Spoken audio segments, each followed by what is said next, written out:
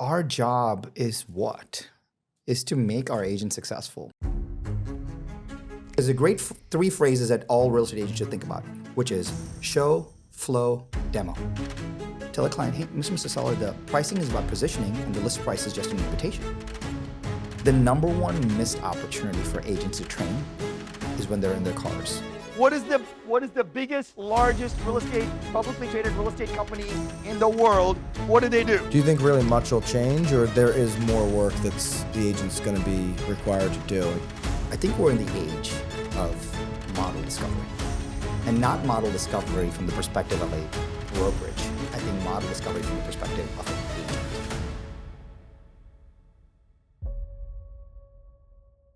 So glad to be doing this again. Sharran Srivatsaa, president of Real.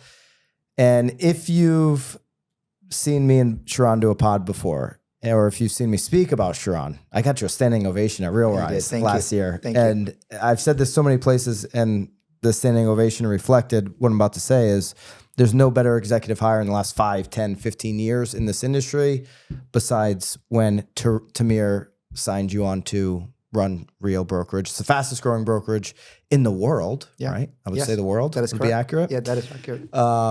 So you guys' accomplishment speaks for themselves, and it's really come down, in my opinion, to your leadership. And I want to dig into leadership in a big way.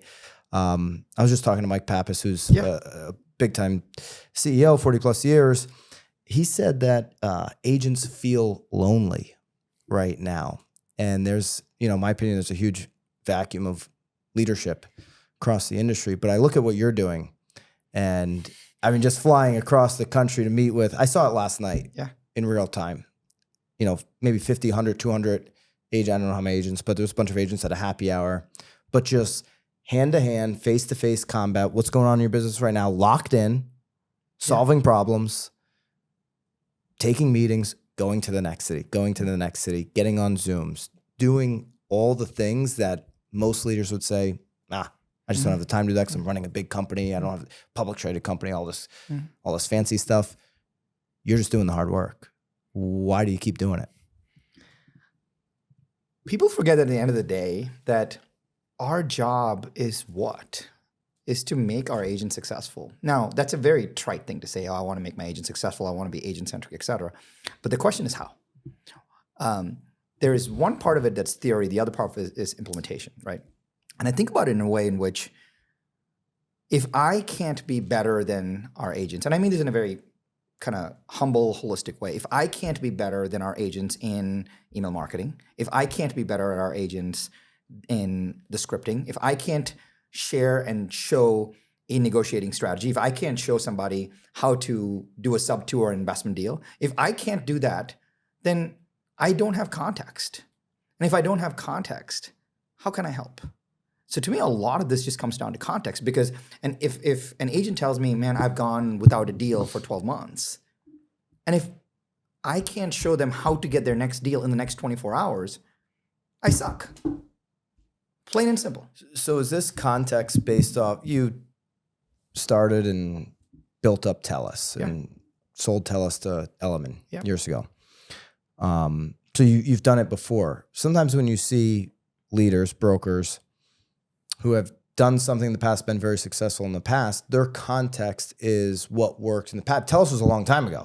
6 years ago. Right. Yep. 6 years ago on the exit. At the exit. But the building of it, we're talking a decade plus that's right. of building it. Whereas some brokers are look back 10 years ago, this was the context. 20 years ago, this was the context. What does context mean for you? Is it your TELUS days or is it what you're doing right now? Context is actually even more real time. And context is me being in the living room. That is context. When's the last time you were in a living room? Monday morning, 7 a.m.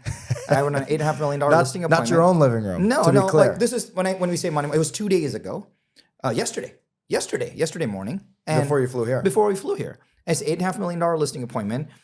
The seller was frazzled by the new changes in the NAR stuff and all of that. The agent that I went with, one of our agents, had never sold something for $8.5 million. Let's talk about exactly what happened. Yeah, right? and I want to have the conversation about what was the seller. The seller brought up the NAR? Yes. All right, so let's go through the whole listing appointment. So I'll talk about two things. One, what happened and what the seller said, and two, maybe something tactical that our viewers can take away, right? So here's what the seller said. Hey, I heard that we don't have to offer and pay buyer commission anymore. And you found this dumb silence in the room, right?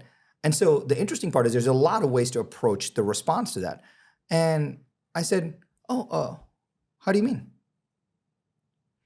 That's it. I want the seller to explain the position and what they have actually heard, because otherwise we get into the place of trying to explain what we think is the right answer, and we push our belief system onto them. Yeah. So I just want to know what they read, how they're coming up with it, et cetera. And the seller said, well, I just read this article that 6% commissions are no longer the case, so I assumed that I didn't have to pay for it anymore, right? And it was super interesting because, and this is an $8.5 million seller. That's a significant dollar amount on what they would pay to the buyer representation agreement. So my big thing was, hey, and here's how you explain it. Hey, Mr. and Mrs. Seller, there are 3 contracts that actually define a real estate transaction. Contract number 1 is between the seller, you, and the listing agent, us.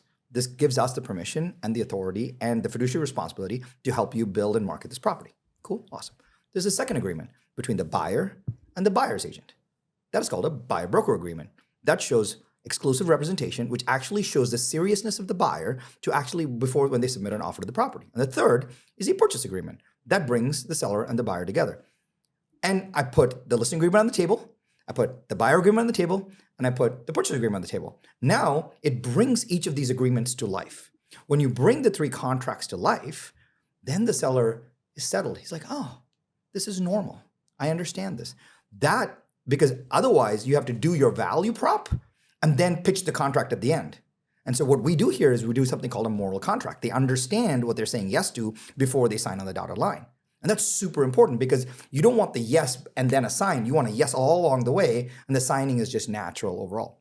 So the first thing we did was explain the 3 contracts. I always lead with, here are 3 agreements. Even if you're doing a buyer-only consult, hey, there's 3 agreements that govern a real estate transaction. Listing agreement, the buyer. And when you put it on the table, it actually brings it to life. And then you can say, let me show you. Especially for the buyer, what I generally like to do is I get to say, cool, this box right here says how much we would actually like to pay for this home. So in your wildest dreams, if you had to put all the money that you had, what number would you put there and still have a smile on your face? Oh, $475. Great. So now I know I'm working in that number. And they get to see that live, right? So contractually helping them was really important. So that's the first thing how we handled the NAR stuff. I'll tell you the crazy thing. The second question out of the seller's mouth was, well, do you have any buyers? Standard question, right? It's a very common question. Very common question. And there's 2 ways people answer that generally. Oh, of course we do. We have 13,000 buyers in our database. We talk to them all the time. And instantly it's like baba. Like it's gone, right? Yeah. Or the second is, hey, when you list with us, we have a great process. We do this, we do that. We do these events, we do this, and then we attract buyers. So that is the promise. So one is hey, we have this. The second is a promise. The promise is bad because the seller is like, well, everyone else told me to do the same thing. So I said, hey, so I said, well, I have an idea.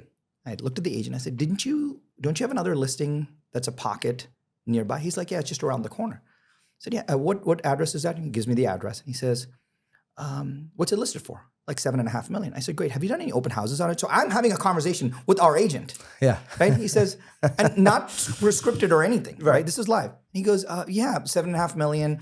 In the last 4 weeks, we've done 4 open houses. And I said, how many groups have you had come through? And he said, about 13 or 14, which makes sense in Laguna. I said, hey, do you have one of your open house registries? And he pulls one out of his bag. I said, awesome. Can you hand it to me? So I get one. I hand it to the seller. Can you pick a name? So he picks a name. I pull out my phone, put it on the desk, put it on speaker, Kardashian mode, right?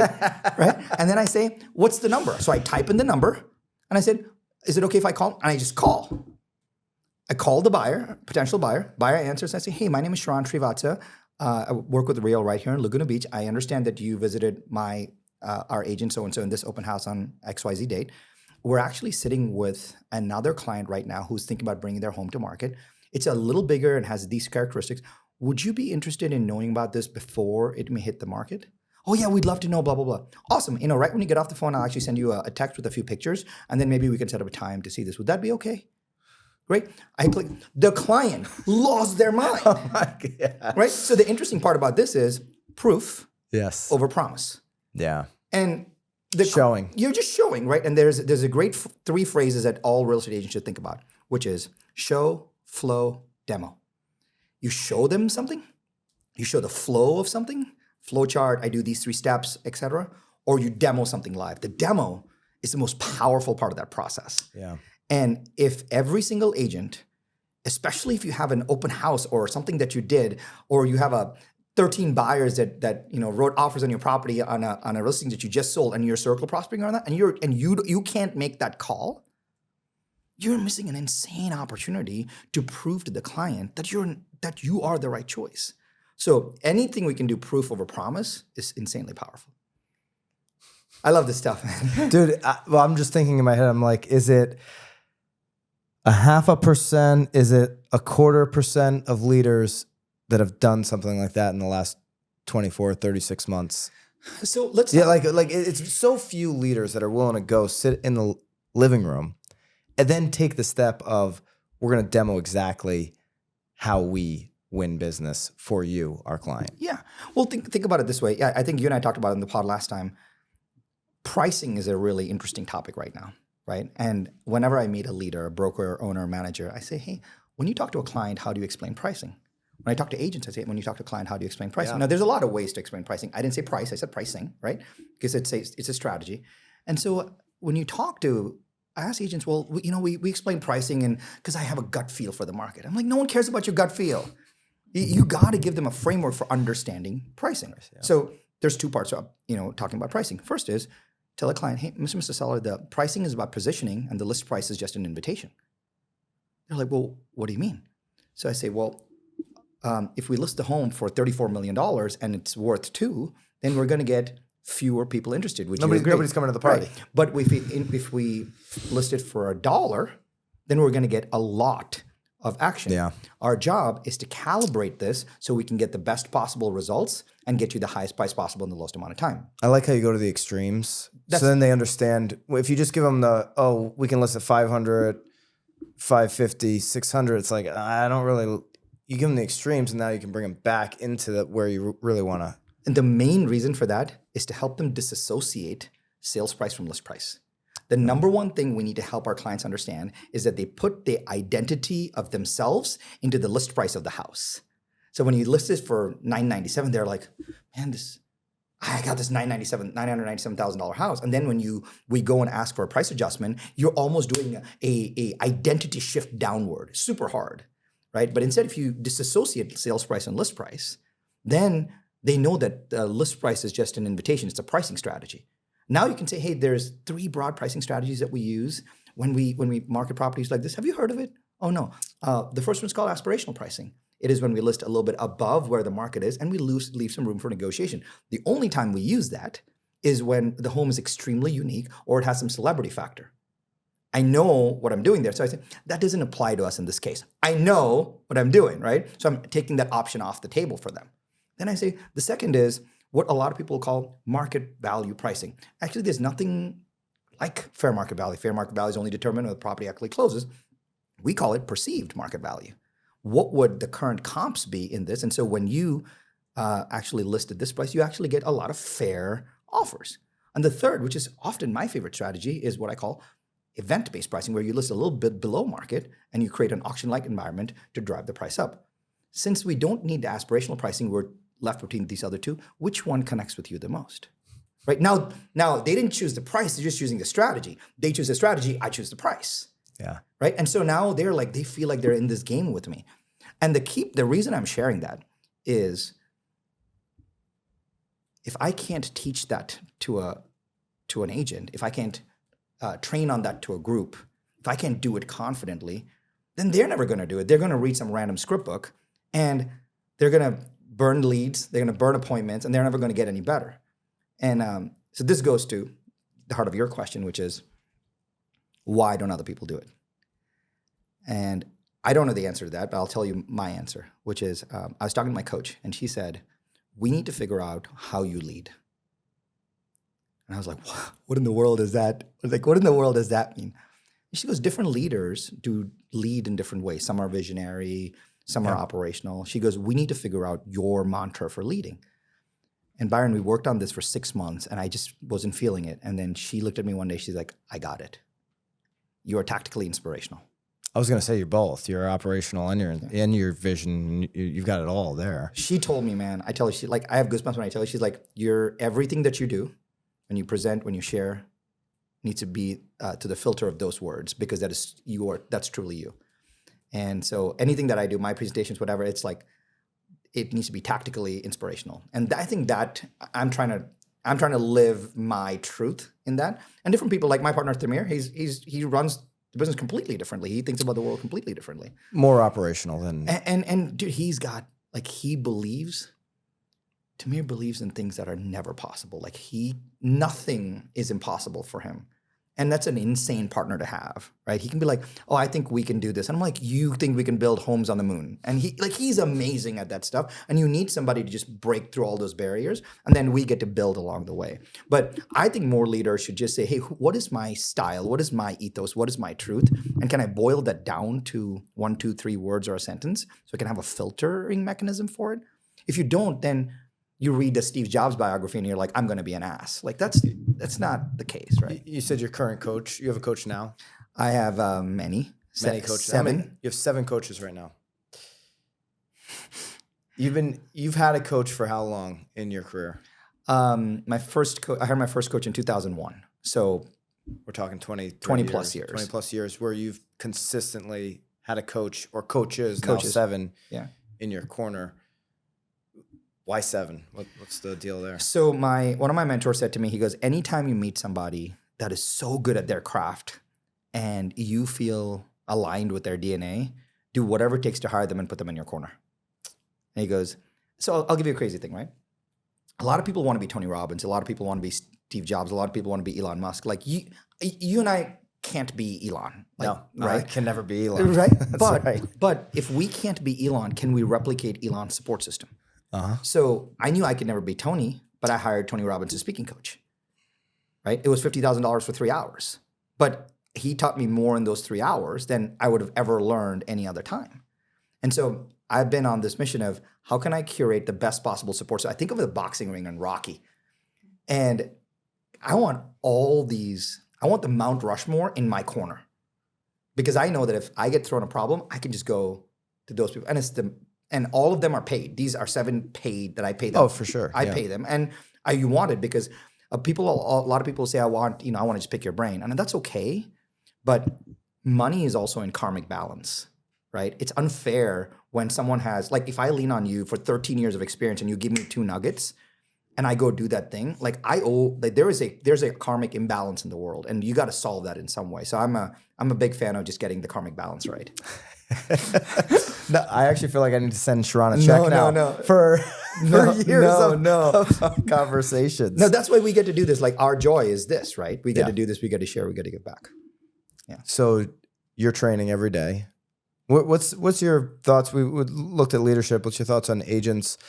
Are they training enough? I talked to Jordan Cohen at one of our events recently. You know Jordan, yeah, of course. And he was telling all the agents how much he would practice his listing presentation on his way up. And he's 32 years in the business and he lists all kinds of celebrities' homes and all this stuff. But he was have his wife give him objections over and over and over and over again. Are agents training enough? And what should training look like for agents? Yeah, I think training should happen in 3 ways, and I'll talk about it in 1 second. So if you're just take your favorite athlete, NFL athlete, right? Yeah. They train all week to play 90 minutes. And we think, oh, just get me in a listing appointment, I'll go right now. I think putting training as a part of your schedule is super, super important. The number one missed opportunity for agents to train is when they're in their cars. And how I would suggest you do that is you're driving and literally you're like, great, I'm with Byron. Byron says, well, Jimmy said he'd do it for 1.5%. And then you just talk to the windshield and you're like, that didn't sound right. Do it again. That didn't sound right. Do it again. There was one time, and this is a crazy story. My wife and I, like my wife with the kids, left the house at the same time. I left the house at the same time. And I didn't realize that we ended up driving the same route. And so I'm in the car role playing with myself. And my kids are looking into my car and like making funny faces on me. And my dad, my wife, I was like, who are you talking to? And I'm just like, no. And I'm like, that didn't work. I'm literally talking to myself. But the crazy part of it is there's a lot of talk in our industry about what to say. And I think that's only 50% of the battle. Yeah.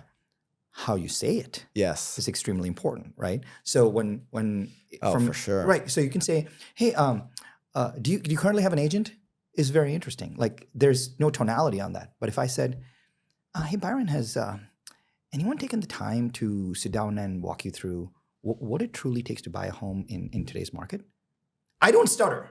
And you've got the today's market. Right. The little down move there. Exactly. But the key there is the tonality around that, right? Because as soon as you change tonality, it drives sales resistance. Yeah. And the only way you can do that is we memorize the scripting, but we don't practice the delivery. Yeah. And the reps have to come, and I think we don't utilize our car time enough for that. Without the tonality, and you're talking about being in the car, using your body, especially if you're on your phone, if you're not doing that stuff, you will sound like you're reading a script. Then automatically the consumer's got, red flag going up. I don't know about this situation. I don't know about meeting this guy. It's not the right fit. And a lot of agents fight the whole, hey, I'm not scripted. I just do things naturally. Of course. Right? The difference between having a script and doing it naturally is practice and tonality. Yeah. That's all it is. The reason your script sounds scripted is because you've not practiced it and you don't have good tonality around it. Like the curiosity is like, how do you mean NAR? Right? Like, oh. And then now the ball's in their court, right? And I think when you said it earlier in the pod, you're like, how do you mean? Yeah. It was just how do you mean? Yeah. Simple. And you just sit in that pause. They'll start talking. Correct. And the interesting parts about that is for objection handling too, people don't practice objection handling enough. The interesting part about objection handling is you don't need the scripting for objection handling. You just need to know the framework. And the framework of objection handling is this. It's de-escalate and reframe. So the de-escalation. So if you say, well, Jimmy said he'd do it for 1%. I'm high, right? I'm aggressive. You'd be like, 1%? How do you mean? Now I'm just de-escalating you, right? Because I need to get you to neutral. And then now I have to reframe you. Because then you say, well, he said he'd this, he'd do that. Great. Now I need to say the same thing back in a new frame so that I can get to the next part of the conversation. I totally understand, Byron. So what you're sharing is that you want to know exactly how the commission breakdown happens so that you're not surprised when we get to the closing table. Does that sound right? Now, all I've done is have changed the commission objection to how the process works between now and closing. So that is my now and closing frame. That if they talk out of it, they're going to break frame. And that is super important. So anytime someone thinks about it, like, oh, I'm going to crush an objection handler from stage. Like Tom Toole is really good at this, by the way. You notice, like he can downshift, upshift in his Pennsylvania accent, which is so amazing, right? But he does it super naturally, which is very hard to do for most people. And then when they see him on stage and they see him naturally do it, that is so much time prepped on that stuff. But it's because he can naturally de-escalate and quickly reframe. So the big part of like objection handling is you don't have to memorize the objection. You just have to de-escalate and reframe, de-escalate and reframe. And you'll get the person in a very neutral situation. And when they leave, they're like, man, Sharran's such a nice guy. That's what you want. You don't want he answered all my questions, he's so smart. Nobody ever says that. They just want to feel safe when they walk out the door. Yeah. And I think that's super important. Yeah, that you're the safe option. Yeah. Yeah. I can do the scripting stuff all day, man. This is so fun. Dude, I mean, it's so powerful. It's what people need right now because there are leaders in this industry today saying, let's wait and see. Let's get every last final decision figured out before we make our next move. And it's countless. I mean, there's leadership staff at T360 that are talking to brokers that have said just that yesterday, that this is what other leaders are saying. I think it's a huge mistake. It's a huge opportunity missed to lean into the agents. And so you giving this on this platform is going to help a whole bunch of people who feel like what Mike said, lonely right now. Yeah. I'll tell you, I want to, we have 17,000 plus agents right now, and I will tell you, I don't have all the answers. And that's not like a cool thing for me to say, but how you tell somebody that you don't have the answers is important, right? So if someone says, hey, Sharran, what do you think about XYZ? I go, why do you ask? I have no context on whether they have researched the topic or whether they just heard or whether they're curious about my opinion. Because what am I doing? I'm de-escalating. I'm just reframing. I just want to know why do you ask? Well, I heard multiple people say this, and I'm just curious about the financial stability of real. Now I know. Now I know I have to reframe it to the financial stability of real. So the thing that I would offer leaders is you don't have to have the answers. In fact, they actually appreciate it if you don't. They appreciate it if you say, I'm still thinking about it. They appreciate it if you say, that keeps me up at night. They appreciate it if you say, hey, do you mind if I gather my thoughts around this and then kind of shoot you a quick video about it? They appreciate that. But not saying anything, bad. And I think we're seeing a lot of folks just hiding in the ivory tower in a lot of ways and saying, oh, the market will figure it out. And I don't think that's the right move. What are the biggest objections you're getting with? I mean, you guys are growing so fast. You brought up one objection there. Are you getting any other objections that agents say, hey, Sharran, I don't know about this? Or what's the common ones? The common ones end up being, hey, I have this current model. How do I switch this model to your model? Yeah. Or it is hey, I built this independent brand for the last 10 years. How do I keep my brand? Those, essentially, it's the brand and the model are the ones that have the key issues. But the interesting part is, as soon as I knew that, we solved for it. For the brand, we said, hey, you can keep your brand while you come into Rail. We call it private label. And you can keep your model when you come into Rail, because we built a piece of software that Byron and his team takes their model, overlays it on ours, and ours reconciles it on the back end. So we saw, but if I had not known that, we would have never been able to solve for it. But a lot of times when people give us objections, I'm just like, why? Why did he say that? Like, why do you ask? What's important to you? And then they'll explain, because I don't think we ask the question behind the question. So whatever the objection is, typically you need to go deeper. You really need to get to the core of what that objection is with another question. Not necessarily. I'll flip it differently. Until you understand exactly what the objection is, you should not address it. Yeah. Right. And so if someone says, well, Jimmy said he'd do it for 3%, you have no idea whether Jimmy is the cousin. You have no idea whether, they're mad at him. You have no idea whether your plan is the same as their plan. You have no idea whether they understand. You have no idea. And so now instantly when someone says it, you go to, well, it's a commission objection, so I have to handle it. So you go back and you pull something from your commission objection toolkit and you just vomit it out. But instead, and then when you vomit something out, which the vomiting is usually, I'll do it for 2.5. you instantly take it on the chin for no reason, right? If you just ask the question, oh, Jimmy said he'd do it for 3%, but yours is way better. I'm like, I didn't even have to handle the objection. I'm like, well, thank you. And then you just move on, right? And so small things like that, I think, I always suggest to agents, just clarify the objection, which is the de-escalation, and don't address the objection or don't, quote, handle it until you know exactly what it is. And I like restating it. So what you're saying is blah, blah, blah, blah. Is that right? Cool. Let me break it down for you. Now they're like, they felt heard and they felt solution supported. And I think that's super important. Do you think really much will change, or there is more work that's the agent's going to be required to do? There's in the more conversation. post-NAR world? Yeah, and in this, as we move forward here, I mean, we're kind of, I think the smart leaders are already living in this new world. So did agents' hours go up? That maybe AI will help with some of that, offload it. That's been a big discussion here.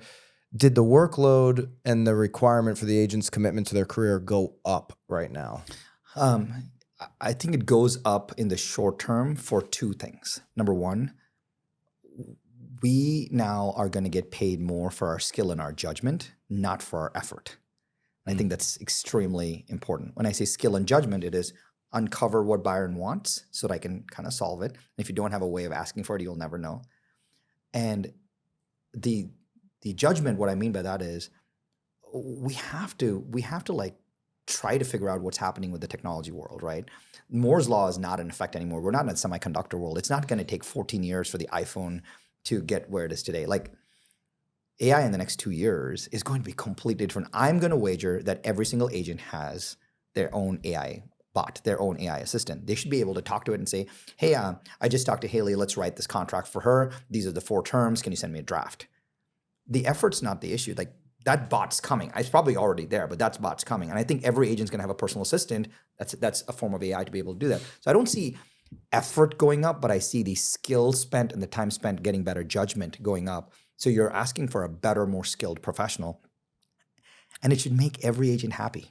So the transition from now to maybe where you have that bot, you're gonna be doing more work probably. There's a transition period. There's a here. learning, there's a lot more skill in learning Yeah. is what I would offer. And so the agents who say, oh, I'm a handshake agent, like I do everything belly to belly, I don't use technology, I think you're going to get destroyed. Wow. Everything. But we just have to be open to what the world is like. Again, it's consumer centric, right? If the consumer is using ChatGPT, if the consumer is using Bard, if the consumer is using Notebook LM, if the consumer is using that stuff, we're crazy if we then give them a Google form. Like a Google form experience is terrible. Like it is. You're saying, here is a buyer intake questionnaire. Who in the world has ever been happy filling out a 20-page buyer intake questionnaire? 0 people.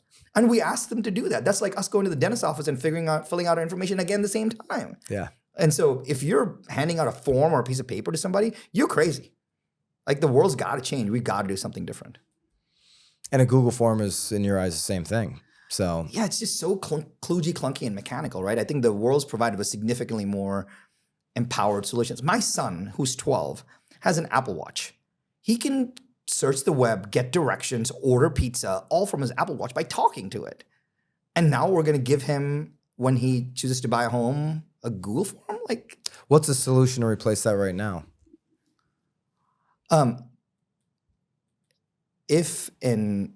don't know.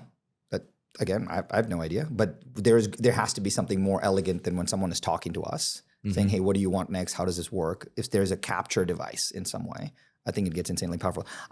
This is on a tangent, but I went to a newfangled doctor's office. It's called Forward. I don't know if you've ever heard of it. No. I sit in this chair. There's a screen on the whole wall, right? The doctor comes in and starts talking to me. As she's talking to me and asking about medical conditions, stuff just stops popping up on the screen.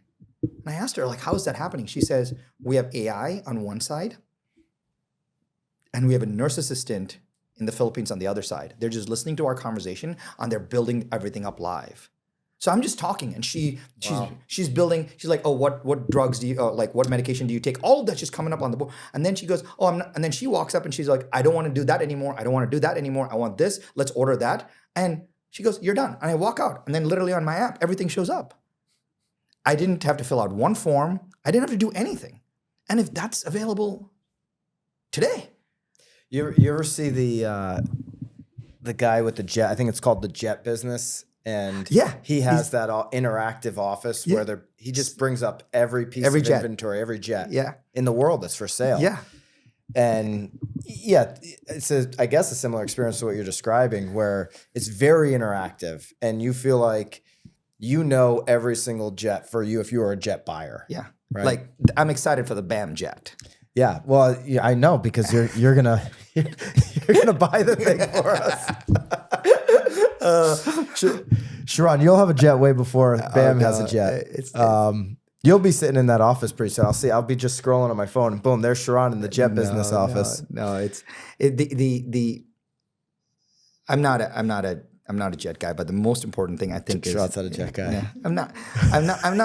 But I'll tell you a funny story, and I think I was super excited to join Rail and grateful for the growth. Yeah. And I was like, man, we run this amazing company in the cloud, but I'm on the road 14 weeks a year. Like I've been on the road the last 14 weeks, and I go, how is that everyone else gets to stay home and I have to travel, but I get to be with you, which is well.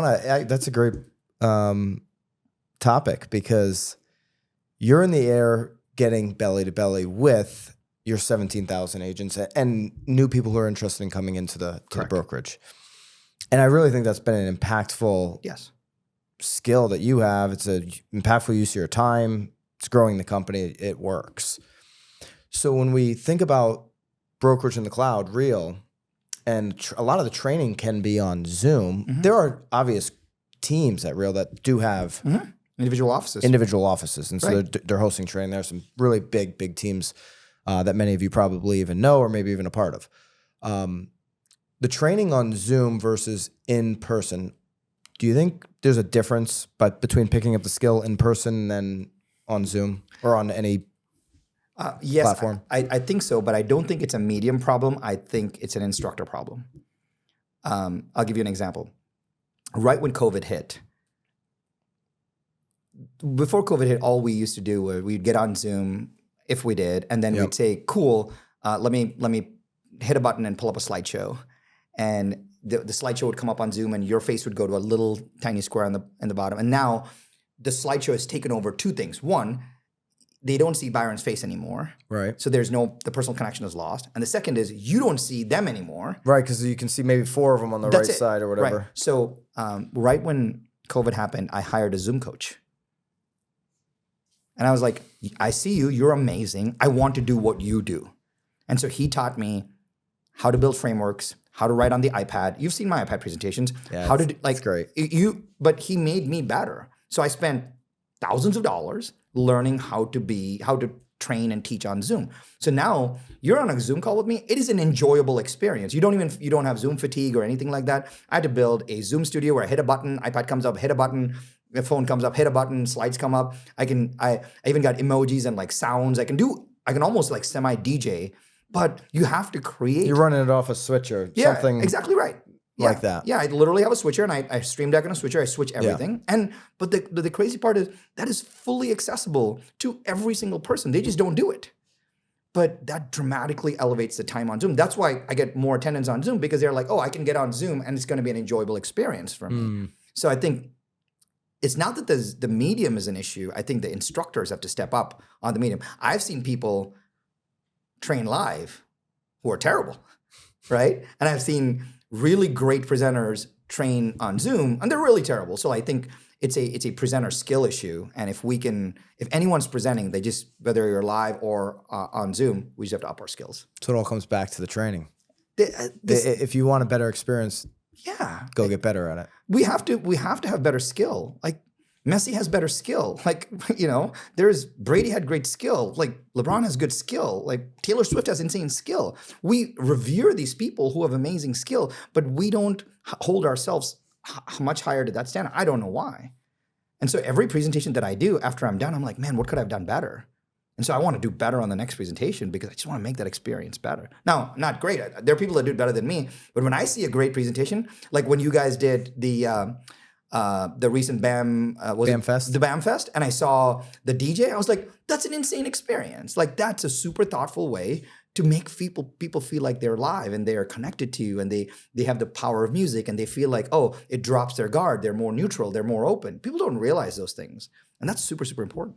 I mean, the comments. The event hadn't even started. It was and people were like, "Can't believe this is free. Can't believe this is free. Can't believe this is free." Yes, but the event hadn't even kicked off. So yeah, but that goes to both like you think your skill and capability. You're like, hey, we need to do better. We need to demand better. We need to create better, and so you just force, kind of better delivery. And I think we all, the agent that feels that they have great skills, and say language patterns, and scripting, etc., they should have a benchmark. They should say, am I as good as Sharran? Like if you're not as good as me and I'm not actively selling, you're underperforming. So you should be, at least I should be your benchmark. So you should be like, oh, I'm as good as him. Cool, awesome, you're in a good spot. But if you're not even as good as me, that's just terrible. I'm not even like that's Or at least work to that bar. There's gonna be people that are coming year one. It's very achievable though, right? It's not like I don't have any kind of gift. It's just driving in the car, role playing to my windshield. And I think there's a gift of you don't buy into the fact that some people have a certain level of charisma. Charisma is hard, but I think charisma comes out. You have charisma. Thank you. And there's going to be some people that struggle with that. But it's okay because I think people being themselves is the most important thing. Like my CPA is my CPA. I love him for who he is. He's not going to blow me away with a iPad Zoom presentation. Yeah. But he's very good at his skill, and that when he talks to me, he's deeply confident. In a lot of ways, charisma is the echo of confidence. Your buddy Hermosi taught us that when we were in San Diego. Yeah. He said charisma you can build that skill. Yes. Right? And if you're really confident at that thing, no one can beat you. Or at least you feel like you can add value. And that's why the skill is so important. That's why we should practice more, right? Should practice more. What's next? What do you see next for whether it's real for you? I know I'm not going to announce what you've got coming up, but you've got some big stuff coming up in your world. So make sure you guys are following along. Sharran's jersey's got some let's announce it because you know it. Like I'm not going to. That's your thing. I'll share on BAM stage. This is fun. I was sharing with Byron that I got a call to do a TED Talk, and it's one of those things that is a bucket list item that you never put on your bucket list. Because if you put it on your bucket list, like you want something. So got the call to do the TED Talk. It's coming up later this summer. And I'm really thinking about the topic and spending a lot of my time right now designing it, creating it. And it's going to be a very cool 18 minutes that I prepare for. So that's one big thing I'm looking forward to this summer. But I will tell you what I'm kind of looking forward to over the next kind of 3 to 5 years. Go on the TED Talk. Yeah. Because I know how you prepare, right? You've probably reached out to some people who have done a TED Talk. How has that preparation consumed them? You're a busy guy. And then how has delivering something as impactful as a TED Talk changed, maybe not their life, but changed the trajectory of whatever else they're doing? So I reached out to I got introduced to 3 people who have done TED Talks that have gotten insane traction, paid them for coaching. And all they did was, I was just like, just tell me your experience, like looking back, what you would do. They just gave me a lot of their experience. I'll give you the biggest lesson that they all told me was, I wish I had created a topic that was relevant 10 years from now. That was the best advice I got. So I had a marketing topic, a business growth topic, and they said, get 10 years into the future and ask yourself, what is that topic that you would have liked? And that is the thing that you should talk about today for 2 reasons. 1, it'll stand the test of time.